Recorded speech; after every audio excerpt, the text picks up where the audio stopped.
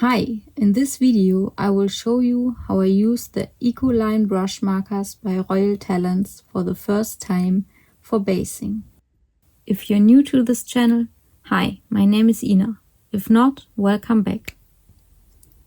I recently bought these ECOLINE brush markers to test them out. I also have these older brush markers from Woohoo for you, but they are no longer available, and some of them are not as juicy as they used to be. Also, it says 42 pieces set. That doesn't mean there are 42 markers in here. There were some accessories like watercolor paper, and each sheet was counted individually. The set only contains 24 markers. Besides the brush tip, they also have a fine liner tip, which I have never used. Therefore, I wanted markers that only have a brush tip.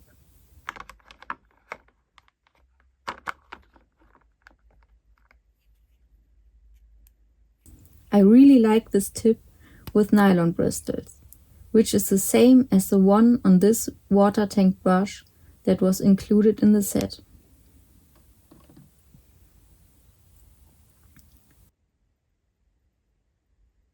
Since these markers are no longer available and the set doesn't contain many light colors for basing, I looked for other markers and decided on the ECOLINE brush markers, which have a flexible brush tip that allows you to create very thin to white lines. When choosing colors, I made sure to select only light tones that are perfect for basing and do not overlap with the old markers as they still work. In this video, I show you how I test the ECOLINE brush markers on several pages, partly combined with my other brush markers.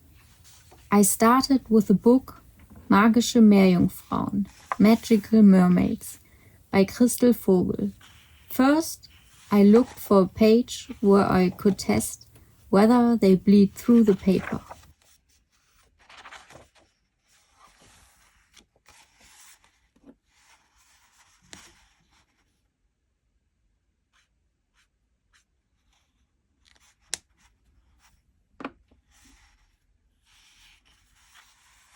As expected, they did not.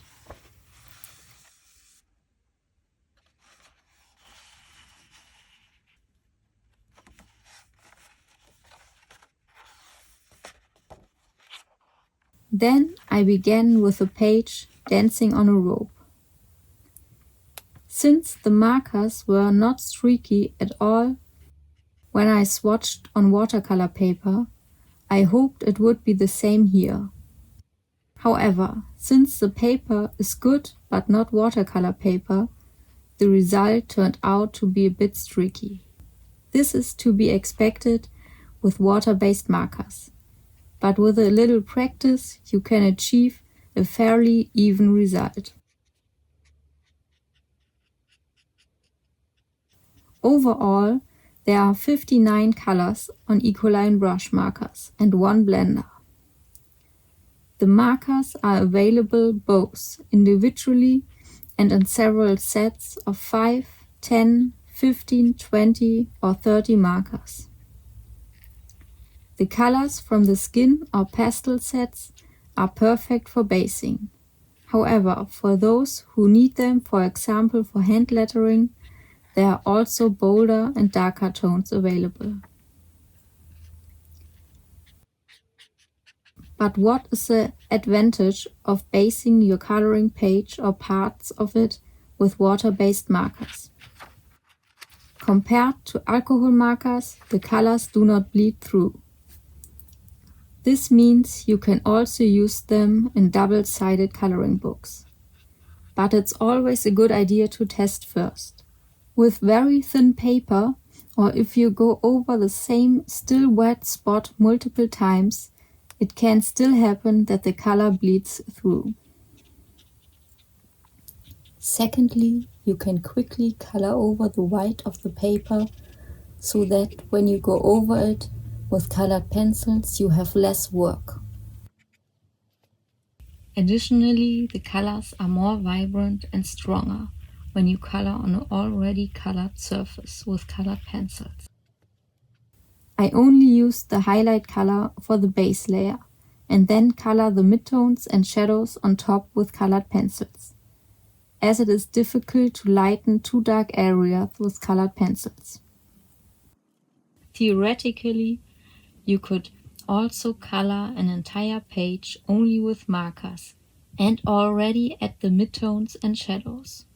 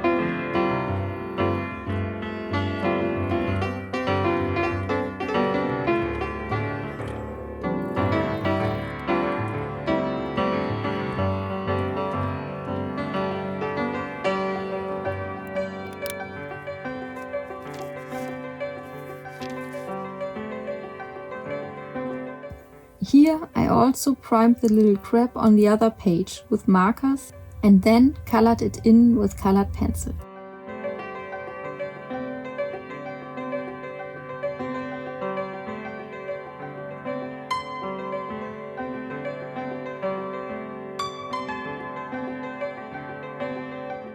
Instead of coloring directly on the paper with markers, you can also paint on a smooth surface, like a plastic sheet or a porcelain plate, and then apply the color with a wet brush.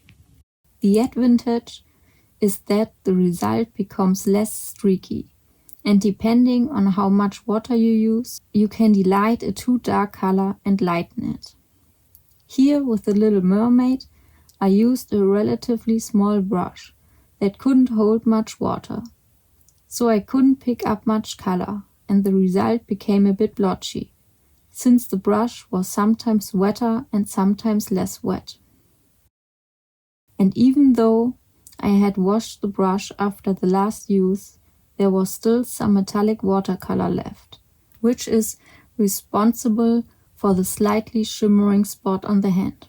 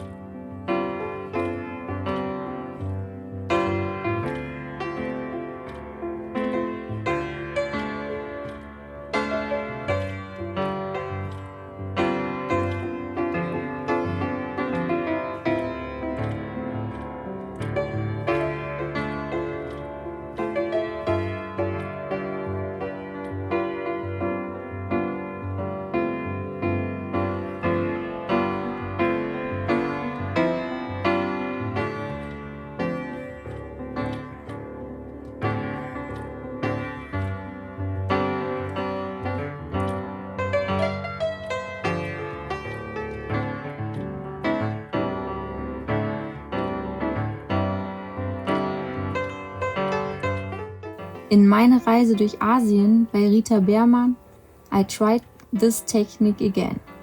This time with a water tank brush that can hold more water, allowing me to apply the color much more evenly.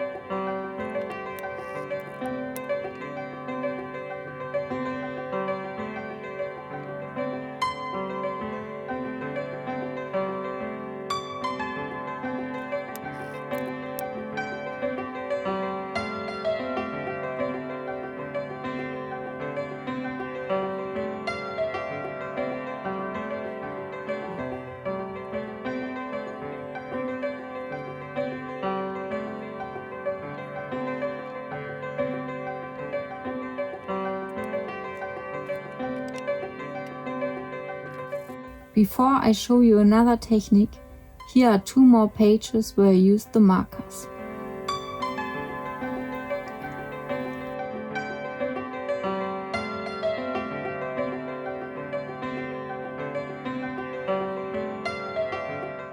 I colored part of the page May Rain in Die Abenteuer der Blütenelfen, The Adventures of the Blossom Fairies by Christel Vogel, directly with the marker.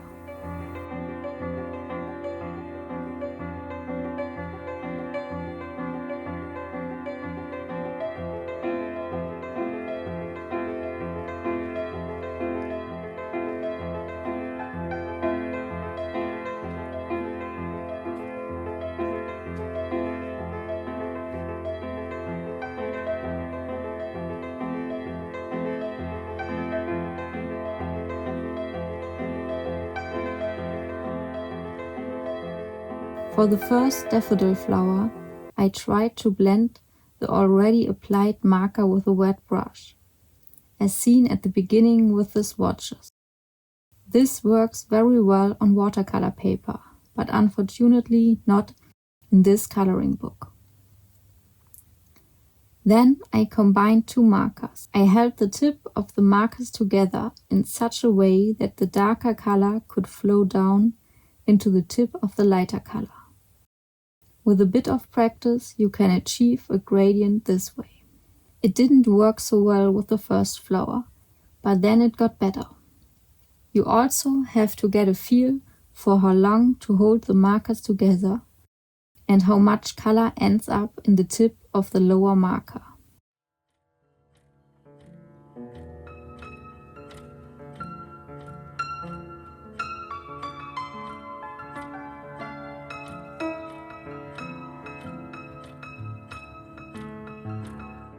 As you can see, the yellow marker from Woohoo for You doesn't have much color left. I like the ECOLINE brush markers, even though I can't say yet how fast or slow they will dry out. I think they are also a good alternative to the more expensive Tombow dual brush markers, especially if you only need the brush tip and don't require a fine tip. I hope this video was informative for you. Bye!